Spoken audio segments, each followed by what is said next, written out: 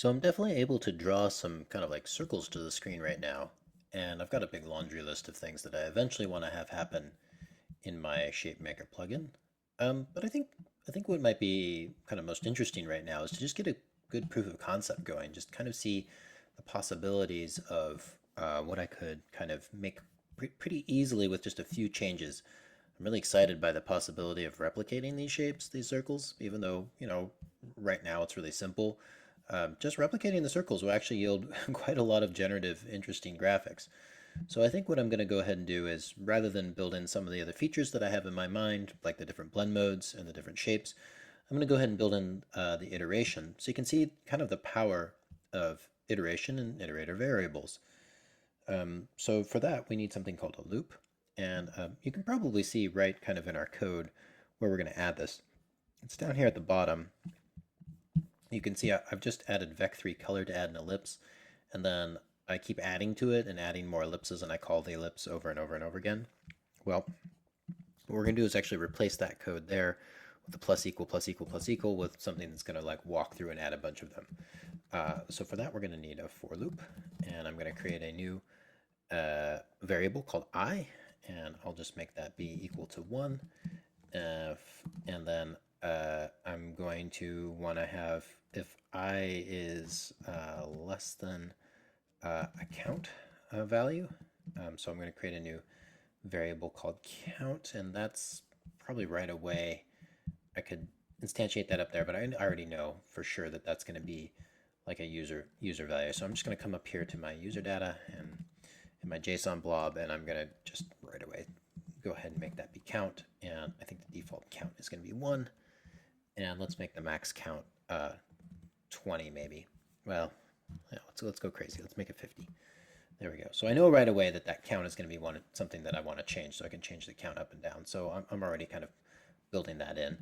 And then I want to increment I, so I'll say I plus plus, and then I'll open up a closing and opening and closing bracket here. And then inside here, that vec3 color, I'm actually going to go ahead and create a blank vec3 color. I'm going to delete color. I'm just going to say vec3 color is equal to vec3 color, and I'm just going to put black in there for now. And this this variable is just going to hold that, and then right down here inside the for loop is where I'm going to go ahead and add to that color. So inside the for loop, as many times as the count, there's going to add ellipses. So this is essentially what I was doing before. Manually, I was kind of just like adding and adding and adding. This time I'm going to do it procedurally. Okay, great. So a couple other things I noticed. I'm kind of manually adding in position here. I think that actually that should kind of come up in here. I'm going to make a new argument for that. Let's call it position. And let's just do that calculation up there inside the function. Let's just add position up there. There we go. So rather than doing that here, that will now be, we would kind of like pass that in. Let's just say vec2.5, say. And actually, I think this will be easier to keep track of if I go ahead and make this be a variable. So I'm going to say vec2 position is equal to, and then I'm going to copy this right there. I'm going to start breaking these things out of the arguments and assigning them to variables up above, so then I can mess around with these variables. So now I'm going to pass in position, screen space, position, and of course, let's make one for color, and I've already used the word color, so let's use fill, and I'm going to make the fill be equal to that. Let's put that there. I think this is all going to be easier to read too, and we'll put fill like that. Great. So I've got, what am I passing in here? I'm passing in the position, the fill. The other thing is right now, this is not, I'm just hard coding in the size inside the function, and I think that actually probably makes more sense as a variable. So let's say float, I don't know, let's just call it size, I guess. It's a good name for it. And instead of this being circle size, I'm just going to say size, the variable I'm passing in. And then down here, I'll pass in circle size. And actually, I'm going to break it out the same I've done here. So let's create a new variable, float. And let's call this, I can use size again, actually, because of namespacing. Size is reserved inside there, so I'll just create a new size in here, and that is going to be now equal to circle size. Now I haven't really changed anything, just reorganized and kind of rearranged things. First of all, this is just way easier to read, right? Like I can just like kind of read these variables without even really needing comments. Another thing actually I like to do is kind of like just break these apart with carriage returns, just so I can like really see like, okay, that what's inside of the screen space, position, fill, size. Up here we have position, fill, size. This is the default screen space in case I want to pass in another screen space, and sometimes that's also called a domain. And I'm gonna tab these over too, just so they kind of match. And I'm just gonna tab these guys over, just like a big stack, right, like that. This is kind of personal preference. It's up to you. Obviously this doesn't matter that much, but I find this really easy to read, so that's why I'm doing it. Okay, so great. So if I save this, actually nothing's changed. I haven't changed anything. I've just made all this kind of like easier to read. So let me go ahead and save. And actually, let's see if it's giving me an error. No error, no errors. But that shouldn't be right because it should be passing me a new circle size variable up here. Okay, and I've made a copy. There we go. So I was working on this old one, and here's the copy version. Okay, so that's good. But now it's not drawing anything to the screen. So let's see, it's adding this position. Let's make sure the count is up. Okay, gotta make sure the count is up high enough that it's drawing stuff onto the screen. That's good. I'm gonna add 0.0 to the count for now, and I'm gonna make the default count, of course, because my count is 1. It's less than 1, so let's make the default count more. Let's make the default maybe be 10. Okay, so this isn't that exciting yet because this is like 10 copies of a circle on top of itself.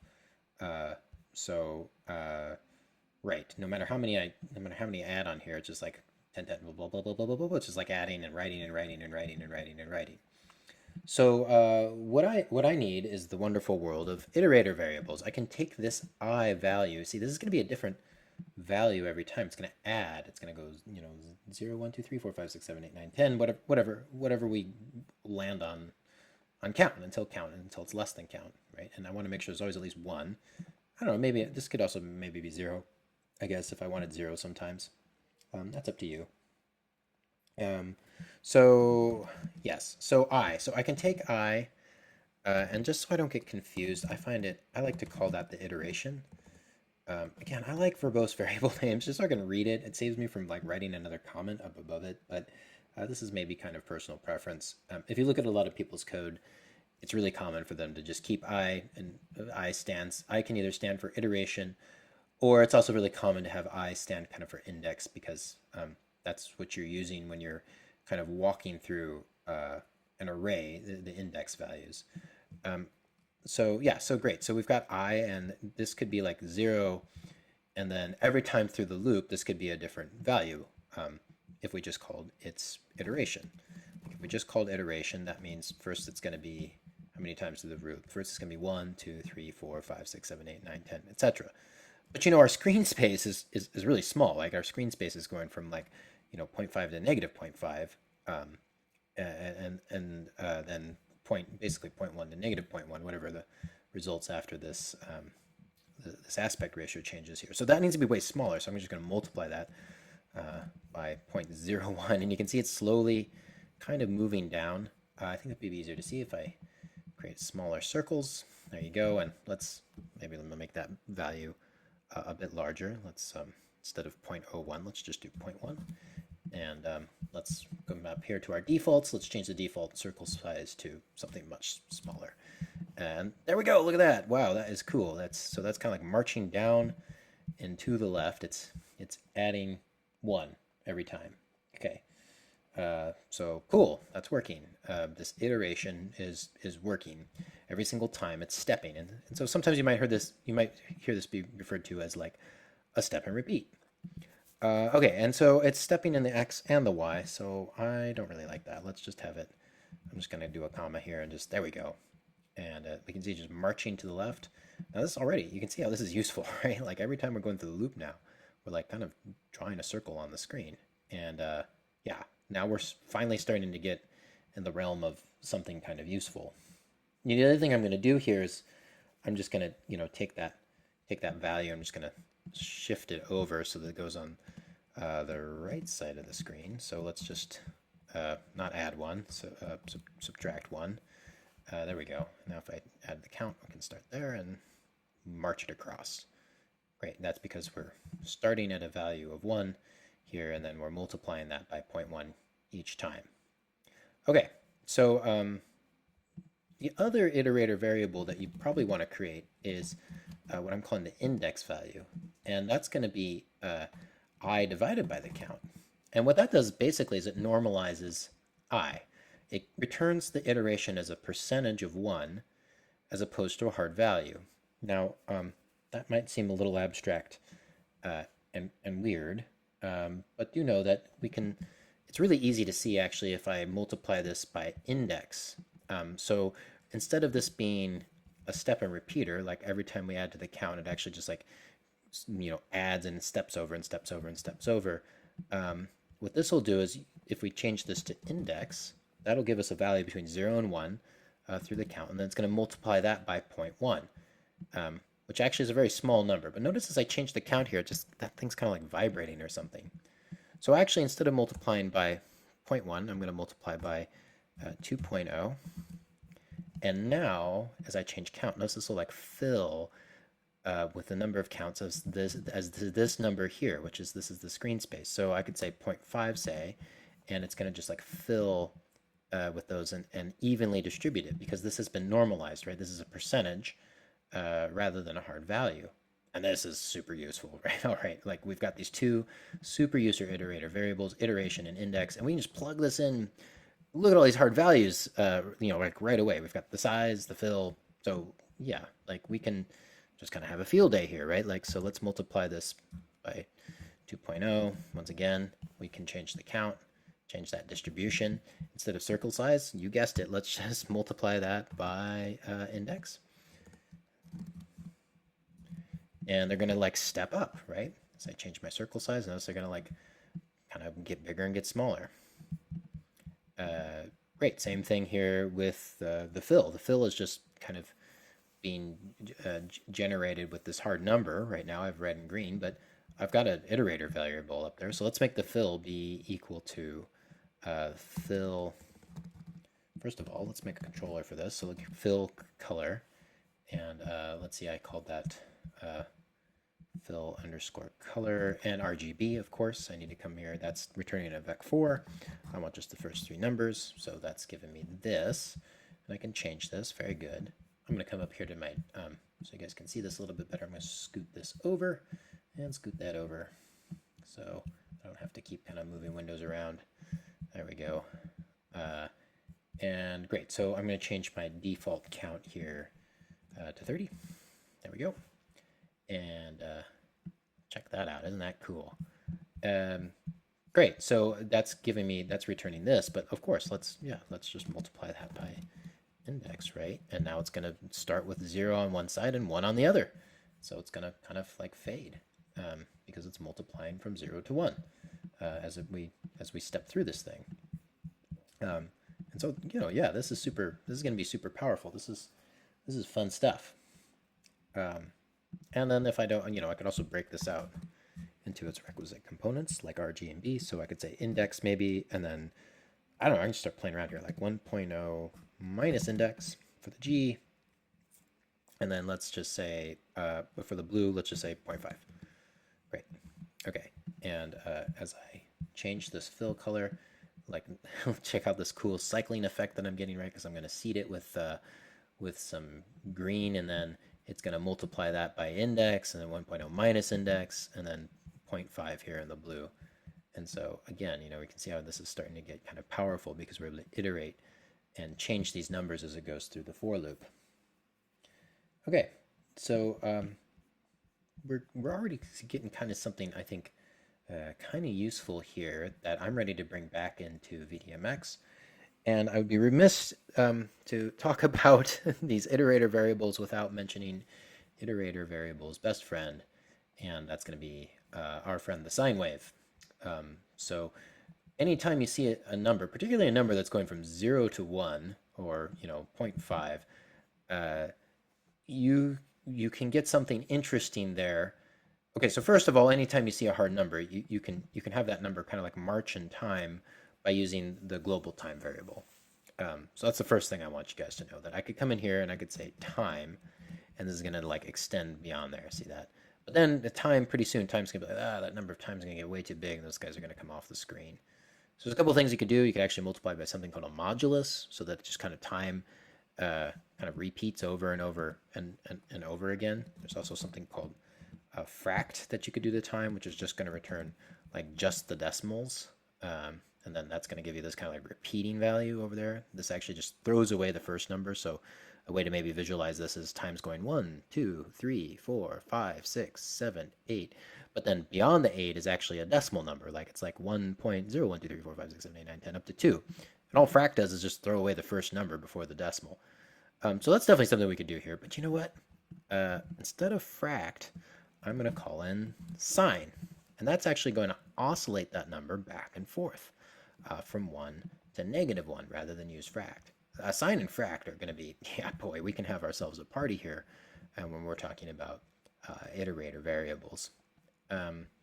So what is a sine wave? How does it work? I mean, first of all, you don't necessarily need to know to make cool stuff. Like I definitely was just plugging in sine to whatever. Just anytime you say a hard value, I would just replace it with a sine wave for a long time without really, looking at a GIF like this. But actually, I find this GIF really helpful. This is from Lucas VB, who has visualized a bunch of math concepts on Wikipedia, and we can see exactly what's going on here with the sine wave. So we have what's called the sine of theta, and we're giving theta a value of time, and that value of time is always marching up. It's always kind of going forward in time. It's a value that's always increasing. But when you're talking about a circle, that value that's always increasing, actually 0 and 360, as you see right here, if you think about the circle in degrees, are the same value. Or 0 and 2 times pi are the same value, if you want to talk about radians. The point is, you really don't necessarily have to like make sense of this GIF, even though I think this GIF does a very good job of kind of explaining what's going on here. Just know that this value here, as we march a value up in time, it's always going to return a value between 1 and -1, which is basically the top of what's called the top of the unit circle and the bottom of the unit circle. And because we're tracing around the circumference of a circle, this makes a really beautiful eased animation, as you can see. So sine gives this, and cosine is its inverse. It gives the other relationship between the two angles. And once again, this is trigonometry. This one's by Paul Cohen. Another GIF I thought was really helpful to help kind of visualize what's going on here with that number. And as you can see, we've got sine and cosine, one going up, in the horizontal, and one going in the vertical, as this number kind of marches up. That angle number marches up, and it's going to return this sine wave, this oscillating value between 1 and -1. And you can really see why we call this trigonometry, right? Because there's 3 lines here with a right angle, and the sine and the cosine are just describe the relationships between these two sides. Okay, so yeah, enough. Yeah, that's enough of that. Just know that we can add in a sine wave. It's going to return a value between 1 and -1. Now, a lot of times, actually, you don't want a value oscillating between 1 and -1. Most of the time, what you want is a value oscillating between 0 and 1.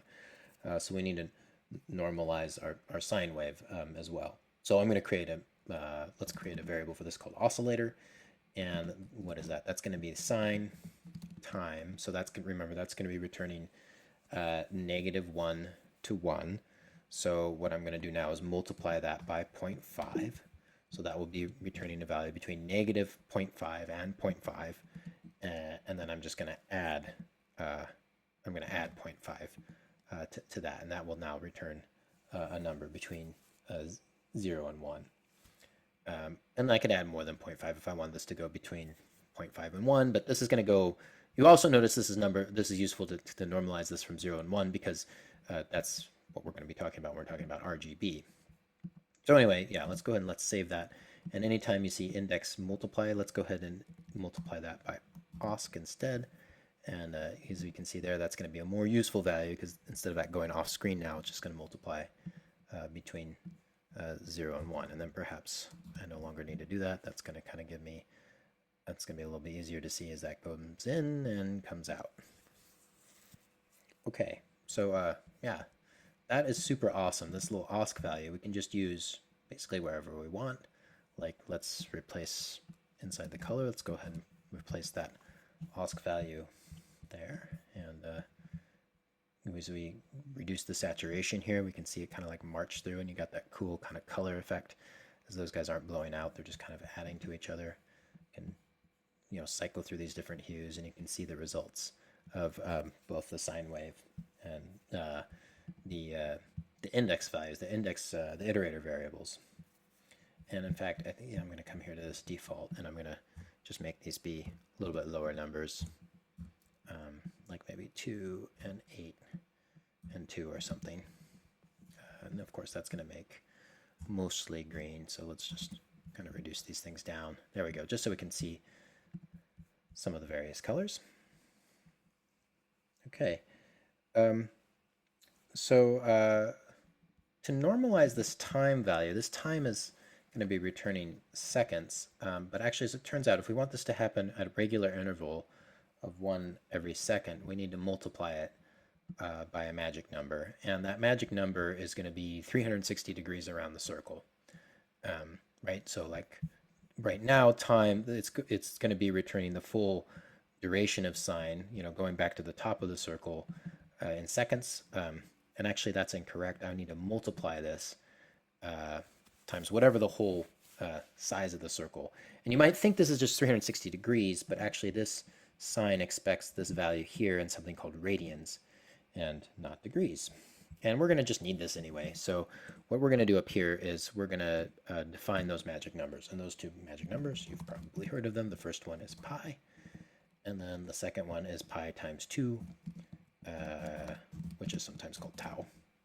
And this also means that rather than calculating pi every single time, we can just define it with, you know, a hard value to 16 places, which 3.1459 is, of course, all I have memorized because I'm a mere mortal here. But let's go ahead and put in the rest of it to 16 places: 2, 6, 5, 3, 5, 8, 9, 7, 9. There we go. And then tau is just pi times 2. And as you can see, in 2.0, of course, there we go. So this define up here, what I'm doing is I'm actually defining a global that can be used throughout the whole program. Think of it kind of like a variable. It is going to be accessible anywhere, anywhere in any of my functions. So right now here inside time, I'm going to say times tau, and that's should normalize this. And now it's giving me time times tau. It's giving me an error here. Define tau, pi times 2.0. Let me see what I've done wrong. It says that I've done, now that I got the error right after I multiplied by tau, and that's working. So, and I don't think I actually need these after my definitions. Let me try and get rid of them and see if that's what's causing the error. There we go. Yeah, I don't actually need the semicolons after my definition statements. Great. Okay, and so now that is actually, that's happening at a regular interval of 1 a second. So that's the only reason we did that, is just make that be regular. And of course, if that's too fast, then we can slow it down kind of some other ways, right? Okay, so let's see here. We've got our fill and our oscillator happening in here. So the next thing I think I want to do is actually, this time is a hard value right now, but this could be something that we could pass in from VDMX or whatever our host is. So what I'm going to do is come up here and I'm going to duplicate circle size and I'll paste it in here, and I'm going to rename this to time in, and I'm going to just give this a value from 0 to 1. right like this. And I'm going to replace all my instances of time with the time in. And now that's going to be just, this is going to be frozen there in time. And notice as I move here, it should end with that lower end of that value. So notice I have a controller now for that oscillation, and I think that's looking pretty good.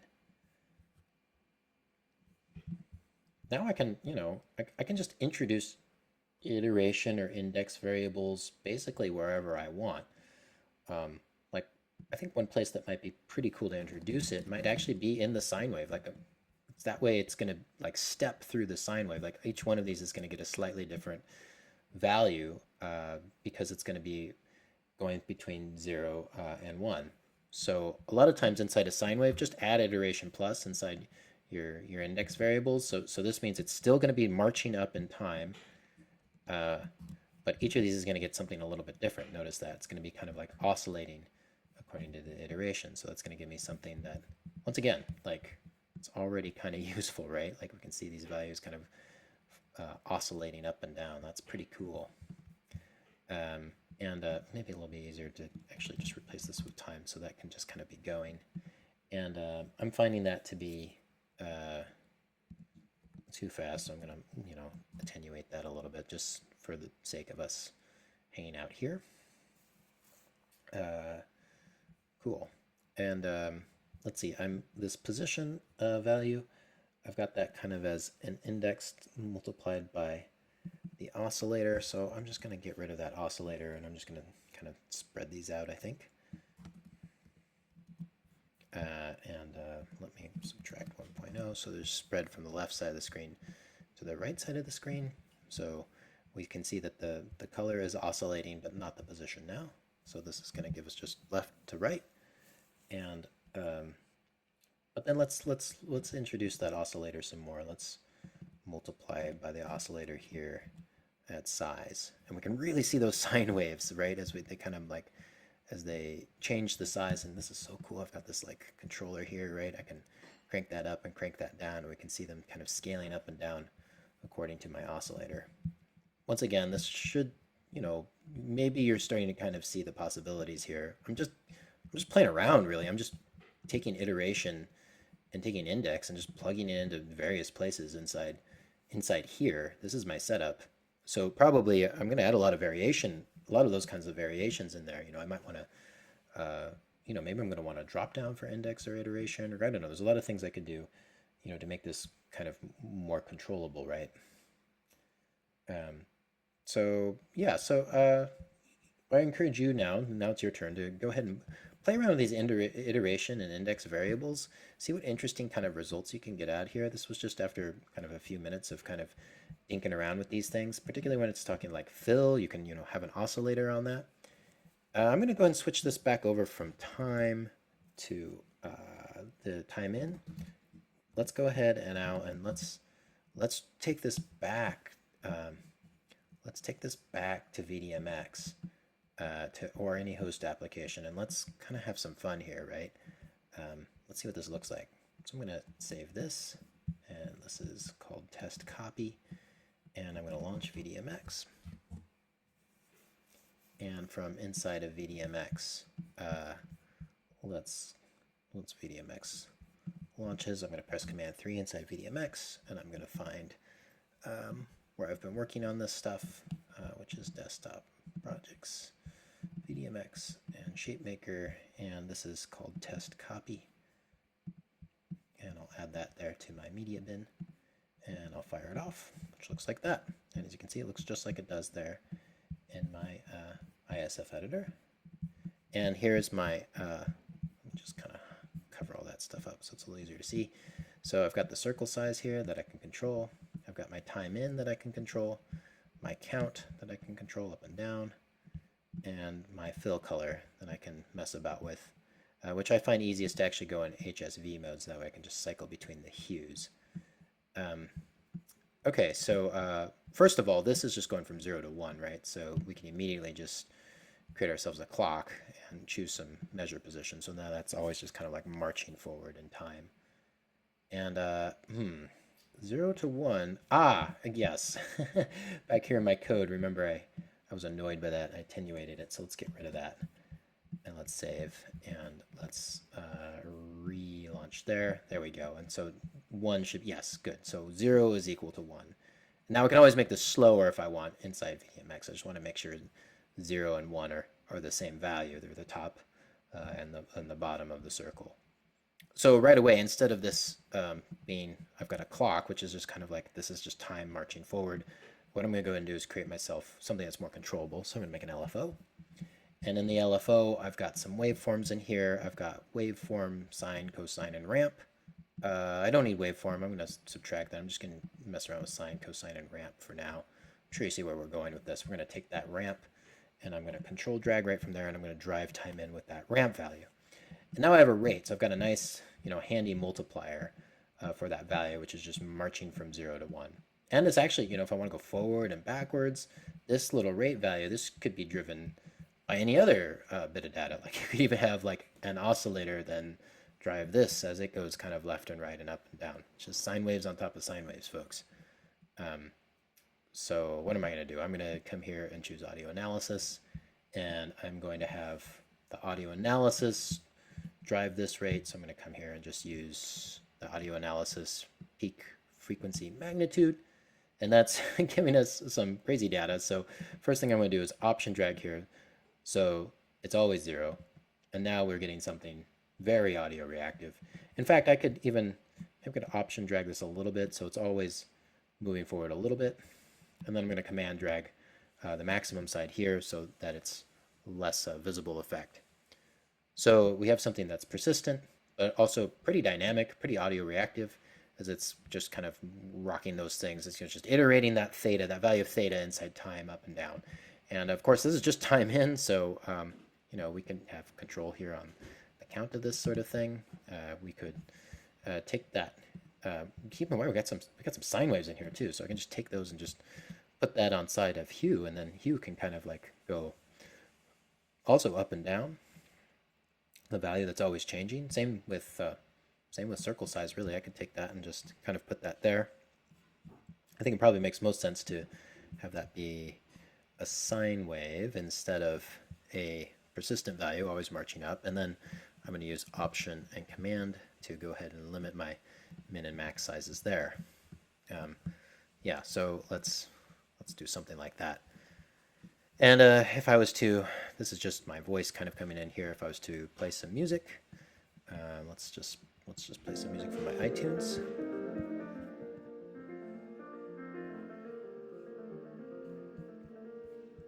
And I can adjust this in audio analysis.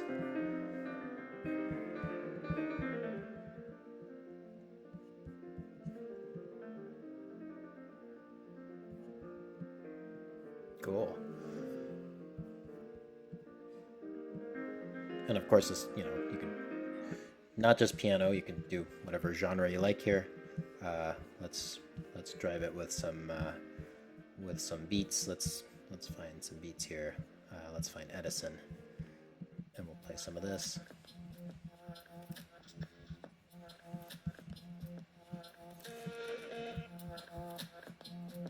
All right.